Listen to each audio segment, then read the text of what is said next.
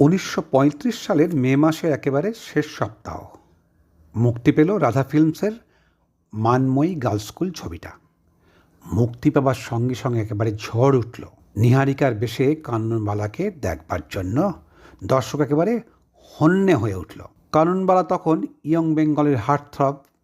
বাংলা ফিল্মে তখন ওর চেয়ে সুন্দরী অভিনেত্রী হয়তো ছিলেন, কিন্তু তার চেহারায় কাননবালার মতো যে মাদকতা তার লেশমাত্র ছিল না। এর পরের দশকে দেখেছি মহিলাদের কাছেও কাননবালা রীতিমতো গ্রহণীয় হয়ে উঠছেন। তার অনুকরণে কানের দুল গড়াচ্ছেন, তার ফ্যাশনে শাড়ি ব্লাউজ ব্যবহার করছেন। কলকাতার রাস্তার ফুটপাতে চট বিছিয়ে কাননবালার পোস্টকার্ড সাইডের ছবি একেবারে মুড়িমুড়কির মতো বিক্রি হচ্ছে। কোনো কোনো ছবিতে কাননবালার মাথায় পাসিং শো মার্কা বিলিতি টুপি, সেটাও দেখতে পাওয়া গেল। কিন্তু না, তখনও কাননবালা কিন্তু দেবীতে ভূষিতা হননি। তখনও পর্যন্ত তিনিই ছিলেন জনমনোরঞ্জিনী কাননবালাই। আর এই কাননবালাকে নিয়েই একটা কাণ্ড ঘটে গেল রূপবাণী সিনেমা হলে। শো চলছে, প্রেক্ষাগৃহ পূর্ণ। পর্দায় তখন মানস আর নিহারিকারূপী জহর গাঙ্গুলি আর কাননবালার লোক দেখানো প্রেম পর্ব চলছে। আর সেই প্রেম পর্বে কাননবালা একেবারে গদগদ ভঙ্গিতে অভিনয় করলেন।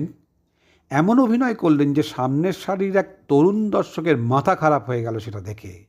সে একেবারে পাগলের মতো পর্দার দিকে ছুটে এগিয়ে গেল মোহময়ী কাননবালাকে জড়িয়ে ধরবার জন্য। গোটা হল একেবারে হৈ হৈ রৈ রৈ কাণ্ড। এখানেই শেষ নয়, রূপবাণীর গেটকিপাররা দৌড়ে গিয়ে উন্মত্ত দর্শকটাকে আটকালেন এবং পরের দিন যথারীতি কাগজে বেরোলো সেই প্রেম পাগল তরুণের কাণ্ড কারখানা একেবারে ছাপা অক্ষরে। কাননবালা শুধুমাত্র ইয়ং বেঙ্গল কেন, সেই সময়ের অধিকাংশ পুরুষের যে হার্ট অ্যাটাক হতো তার একটা বড় কারণ ছিলেন এই হার্টথ্রব কাননবালা। কাননবালা তখন শুধুমাত্র সেক্স সিম্বল নন, কারণ এই ঘটনার বেশ কয়েক বছর পরে কাননবালা দেবীত্বে উত্তীর্ণা হয়েছিলেন। নিজের গুণে, সৌজন্যে, ভদ্রতায় তিনি মানুষের শ্রদ্ধা আর সম্মান একেবারে আদায় করে নিয়েছিলেন। হয়ে উঠেছিলেন কাননবালা থেকে কানন দেবী। 60-এর দশকের মাঝামাঝি কলকাতার ইডেন গার্ডেন্সে বন্যা ত্রাণ তহবিলে অর্থ সংগ্রহের উদ্দেশ্যে চিত্রতারকাদের একটা প্রদর্শনী ক্রিকেট ম্যাচ হয়েছিল। অনুষ্ঠানের শেষে শিল্পীদের স্বাক্ষর করা একটা ব্যাট নিলাম করা হলো। আর পশ্চিমবঙ্গের রাজ্যপাল শ্রীমতী পদ্মজা নাইডুর পাশে বসে সেই নিলাম পরিচালনা করেছিলেন আর কেউ নন, স্বয়ং কানন দেবী। যে সিঁড়ি বেয়ে সম্মানের শীর্ষ থেকে সেই সময়ের খ্যাতিমান অভিনেত্রী নায়িকা সাধনা বসু তরতর করে মাটিতে নেমে এলেন, আর ঠিক সেই সিঁড়িটা বেয়েই কানন দেবী ধীরে ধীরে সসম্মানে শীর্ষে গিয়ে দাঁড়ালেন তার নিজের চেষ্টায়, সাধনায়। প্রিয় বন্ধু, আমি তোমার সুতপন, আর আমার পডকাস্টে তুমি শুনছো কথায় কথায়। আজ শুধুমাত্র তোমাকেই শোনাবো হাওড়ার ঘোলাডাঙ্গার নোংরা বস্তি থেকে উত্তরিত হতে হতে সগৌরবে এবং সসম্মানে রাজ্যপালের পাশে এসে বসতে পারার কৃচ্ছ সাধনার ইতিহাস, এবং সেই পথটাকে মাড়িয়ে কেমন করে কাননবালা থেকে কানন দেবী হয়ে উঠলেন, সেই সত্যি ঘটনাটাই একান্তভাবেই বলবো। অবশ্যই তুমি আমার সঙ্গে থাকবে। হাওড়ার ঘোলাডাঙ্গার বস্তিতে কানন দেবীর সেই শৈশব আবাসের আজ কোনো অস্তিত্ব নেই, কিন্তু কানন দেবীর বর্তমান আবাস দক্ষিণ কলকাতার 1 নম্বর রিজেন্ট গ্রোভের বিশাল অট্টালিকা, যার দিকে তাকালে তার জীবন পরিক্রমার বিরাট সাফল্যের একটা পরিমাণ অবশ্যই লক্ষ্য করা যায়। আর সঙ্গে সঙ্গে শ্রদ্ধায় মাথাটা আপনিই নত হয়ে আসে। দানে, ধ্যানে, ভক্তিতে, শ্রদ্ধায়, ভালোবাসায় বিতরণে কানন দেবী আজও সকলের অগ্রণী, এবং অবশ্যই অভিনয় ক্ষমতায় তারপরে একমাত্র সুচিত্রা সেন ছাড়া এই জায়গাটা কেউ দখল করতে পারেননি এবং পারবেনও না। কানন দেবীর জন্ম কিন্তু কোনো বস্তিতে নয়। তার বাবা রতনচন্দ্র দাস ছিলেন সেই সময়ের সওদাগরি প্রতিষ্ঠানের বিশিষ্ট কেরানি। প্রচুর রোজগার ছিল, কিন্তু মুশকিল হলো যে রতনবাবু খরচের ব্যাপারে একেবারে 10 হাত খোলা ছিলেন। আর ফলে এই খরচ করতে করতে করতে করতে তার সমস্ত কিছু বিক্রি করে দিয়ে ঋণের বোঝা চাপিয়ে গেলেন গোটা পরিবারের মাথায়। আর তার ফলে যা হয়, কানন দেবী এবং তার মা তার বিনিময়ে পেলেন প্রতিদিনের গঞ্জনা, অপমান, এমনকি গালাগালও। সেই অবস্থাটার বেশি দিন সহ্য করতে পারলেন না। তাই সওদাগরি অফিসের বিশিষ্ট কেরানির কন্যা সন্তান হয়ে বাধ্য হয়ে মা এবং মেয়েকে আশ্রয় নিতে হলো একটা বস্তির ঘরে। চোখ বুজে বলতে পারি সেই বিখ্যাত কথা, কানন দেবী আসলে বস্তির মেয়ে রাধা। তবে আর যাই হোক, বাবা কপর্দক শূন্য হয়ে ঋণের বোঝা চাপিয়ে গেলেও বাবা রতনবাবু কিন্তু একটা জিনিস দিয়ে গিয়েছিলেন কানন দেবীকে। ছোটবেলায় তিনি খুব যত্ন করে মেয়ের গান শেখাবার ব্যবস্থা করে দিয়ে গিয়েছিলেন। আর কানন দেবীর কণ্ঠে ঈশ্বর দত্ত একটা সুর ছিলই একেবারে জন্ম থেকে, এবং পরবর্তীকালে তা পরিশীলিত এবং পরিমার্জিত হয়েছিল নিউ থিয়েটার্সের 2 দিকপাল সুরকার পঙ্কজ মল্লিক এবং রাইচাঁদ বড়ালের সংস্পর্শে এসে। আসলে গাছ শুধু ভালো জমিতে ভালো বীজের সংস্পর্শে জন্মালেই হয় না, তাকে তো পরিচর্যা করতে হয় যথার্থ মালির হাতে। সেটা তিনি পেয়েছিলেন। কানন দেবীর চলচ্চিত্র জীবন শুরু হয়েছিল মাত্র 10 বছর বয়সে। ম্যাডানের নির্বাক ছবি জয়দেবে কানন দেবী রাধার ভূমিকায় অভিনয় করলেন। পুরো ছবিতে অভিনয়ের জন্য চুক্তি হয়েছিল 25 টাকার, তার মধ্যে তিনি হাতে পেয়েছিলেন 5 টাকা। বাকিটা টালিগঞ্জের দাদা এবং দিদিদের প্রণামী দিতে দিতেই ফুরিয়ে গিয়েছিল। এর পরের বছর 1927 সালে ইন্ডিয়ান সিনেমা আর্টসের শঙ্করাচার্য ছবিতে একটা ছোট্ট ভূমিকা পেয়েছিলেন কানন দেবী, কিন্তু এবারেও সেটা ছিল নির্বাক চলচ্চিত্র। এর 4 বছর পরে বাংলা ছবি যখন সবেমাত্র কথা বলতে শিখল, তখন এই বাংলা সবাক ছবিটায় কানন দেবী নায়িকার ভূমিকায় অভিনয় করলেন। ছবিটার নাম ছিল জোর বরাত। আর প্রথম বাংলা সবাক ছবির নায়িকা হিসাবে বাংলা ছবির ইতিহাসের পাতায় যুক্ত হয়ে গেল কানন দেবীর নাম। ওই 1931 সালে তিনি আরও 3টে ছবিতে অভিনয় করলেন। ছবিগুলো ছিল ঋষির প্রেম, প্রহ্লাদ এবং কংসবধ। তার মধ্যে প্রহ্লাদ এবং কংসবধ আর পরের বছর বিষ্ণুমায়া ছবিতে কানন দেবীকে অবতীর্ণ হতে হয়েছিল পুরুষের ভূমিকায়। প্রহ্লাদ ছবিতে ছিল নারদের ভূমিকা, নিজের কণ্ঠে গান গাইতে হয়েছিল ওই চরিত্রে। কিন্তু একজন 15-16 বছরের সদ্য যৌবনপ্রাপ্তা তরুণীর পক্ষে তাৎপর্যহীন পুরুষ চরিত্রে অভিনয় ভালো লাগবে কেন? তাই ম্যাডান কোম্পানির সঙ্গে গাঁটছুড়ো ছিঁড়ে ফেললেন। কন্ট্রাক্ট বাতিল করে 1932 সালে যোগ দিলেন রাধা ফিল্মসে। ওখানে পরবর্তী 3 বছরে শ্রী গৌরাঙ্গ, মা, কণ্ঠহার, বাসব দত্তা এবং মানময়ী গার্লস স্কুল ছবিতে অভিনয় করে অভিনেত্রী হিসেবে একেবারে নিজের পাকা আসন দখল করে নিলেন। ওই সময়ে কানন দেবী নতুন করে সঙ্গীত সাধনায় মনোনিবেশ করলেন।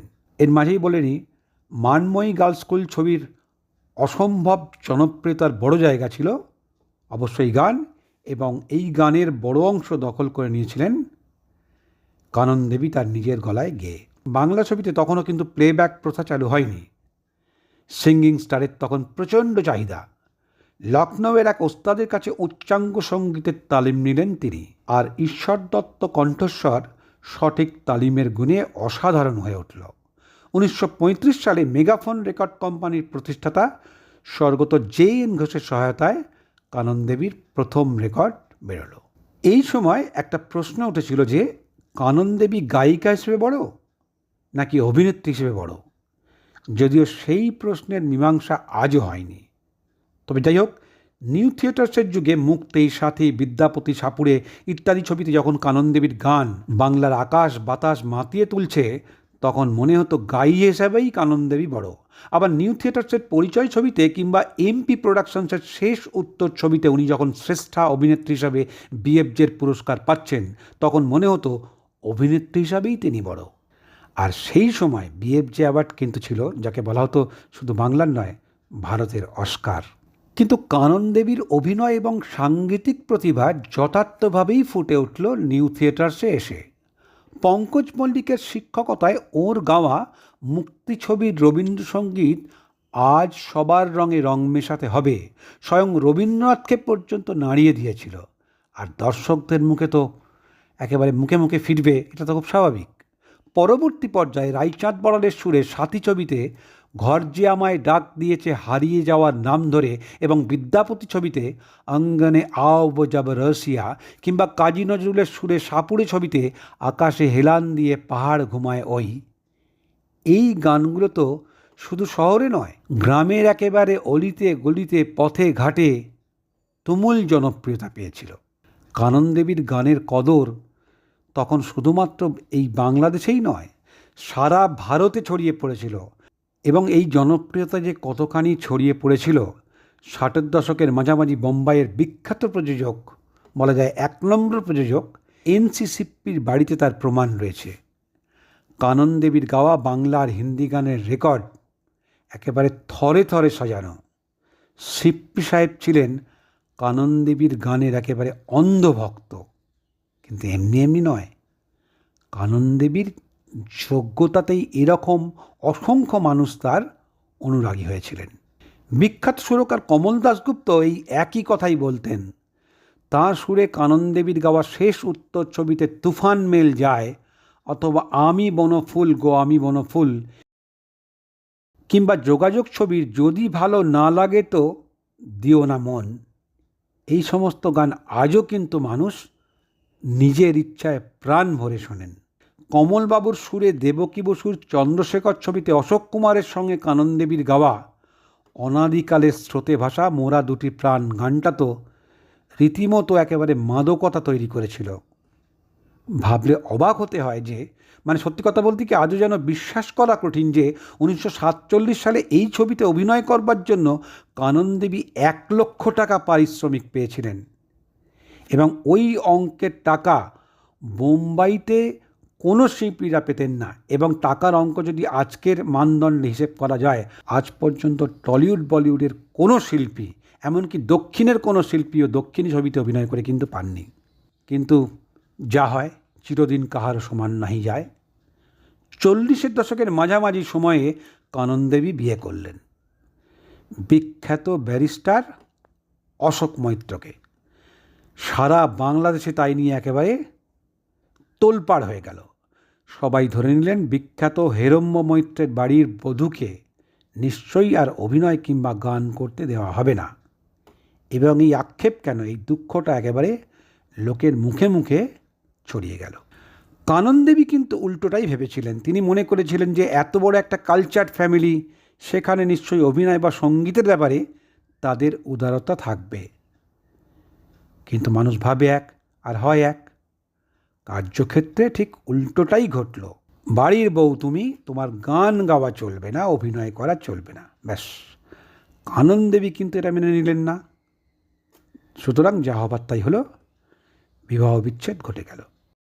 কোনো রকম তিক্ততার সৃষ্টি না করে উভয় পক্ষই এই বিবাহ বিচ্ছেদ মেনে নিলেন। এবং সত্যি কথা বলতে কি, বাংলার মানুষ একেবারে হাঁপ ছেড়ে বাঁচলেন। এইবার কিন্তু নতুন রূপে নতুন উদ্যমে একেবারে ঝাঁপিয়ে পড়লেন। নিজের প্রতিষ্ঠানের নাম দিলেন শ্রীমতী পিকচার্স। এদের প্রথম ছবি অনন্যা। 1949 সালের শেষের দিকে কানন দেবীর সঙ্গে বিয়ে হলো পশ্চিমবঙ্গের রাজ্যপাল ডক্টর কৈলাসনাথ কার্জুর প্রধান সহকারী শ্রীযুক্ত হরিদাস ভট্টাচার্যের সঙ্গে। প্রথম দিকে 2-3টে ছবি ছাড়া পরবর্তীকালে শ্রীমতী পিকচার্সের সব ছবিই কিন্তু তিনিই পরিচালনা করলেন। অনন্যা ছাড়া শ্রীমতী পিকচার্সের বাকি ছবিগুলির নাম দিলেন মেজদিদি, দর্পচূর্ণ, নববিধান, দেবত্র, আশা, ইন্দ্রনাথ, শ্রীকান্ত এবং অন্নদা দিদি। আর এই সব ছবিতেই কিন্তু কানন দেবী অভিনয় করেছেন। এছাড়া ওই প্রতিষ্ঠানের বাকি ছবিগুলোর নাম হলো বামুনের মেয়ে, রাজলক্ষ্মী ও শ্রীকান্ত এবং আঁধারে আলো। এই শেষের এই ছবিটা সর্বভারতীয় ক্ষেত্রে দ্বিতীয় শ্রেষ্ঠ ছবি হিসেবে রাষ্ট্রপতি পুরস্কার পেল। এবং শুধু তাই নয়, কার্লোভি ভ্যারি ফিল্ম ফেস্টিভ্যালের জন্য নির্বাচিত হয়ে গেল ছবিটা। এবং এই ছবিকে কেন্দ্র করে কানন দেবী বার তিনেক বিদেশে গেছেন। প্রথমবারে 1947 সালের 6ই আগস্ট, ঐতিহাসিক 15ই আগস্ট ভারতের স্বাধীনতা লাভের মুহূর্তে লন্ডনের ইন্ডিয়া হাউসের অনুষ্ঠানে গান করলেন আমাদের যাত্রা হলো শুরু। ভারতীয় ছবি একেবারে নতুন করে যাত্রা শুরু করলো এই কানন দেবীর নেতৃত্বে। ওইবারের সফরে তাঁর সঙ্গে পরিচয় হয়ে গেল হলিউড কাঁপানো সেই বিখ্যাত অভিনেতা অভিনেত্রীদের সঙ্গে। Vivien Leigh, Clark Gable, Spencer Tracy, Katharine Hepburn, Myrna Loy, এই সমস্ত হলিউড ব্লকবাস্টারদের। এরপরে আস্তে আস্তে অবসর নিলেন কানন দেবী। কিন্তু সিনেমায় অভিনয় ইত্যাদি থেকে অবসর নিলেও ফিল্ম ইন্ডাস্ট্রি থেকে সরে দাঁড়াননি। তখন তিনি ইন্ডিয়া ফিল্ম ল্যাবরেটরির একজন ডিরেক্টর। ইন্ডাস্ট্রির নানা বিপদে আপদে সকলের পাশে এসে দাঁড়ালেন তিনি। দুস্থ মহিলা শিল্পীদের সাহায্যের জন্য মূলত তাঁরই উদ্যোগে গড়ে উঠেছিল মহিলা শিল্পী মহল। 1968 সালে পদ্মশ্রী উপাধিতে ভূষিতা হলেন। 1967 সালে পেলেন দাদা সাহেব ফালকে পুরস্কার। খ্যাতি এবং প্রতিপত্তির শীর্ষে উঠেও কানন দেবী কিন্তু শেকড়কে ভুলে যাননি, এবং সেই জন্যই আজকের টলিউড ইন্ডাস্ট্রিতে তিনি একমাত্র একম্মে বা দ্বিতীয়ম হয়ে আছেন আজও। কেমন লাগলো অবশ্য তো জানাবেই। আর জানাতে গেলে চ্যানেলটাকে সাবস্ক্রাইব করে বেল আইকনটা প্রেস করে দিয়ে লাইক, কমেন্ট, শেয়ার করতে কখনোই ভুলবে না। আর সববার আগে তুমি ভালো থেকো বন্ধু, কারণ ভালো থাকাটা ভীষণ জরুরি। টাটা।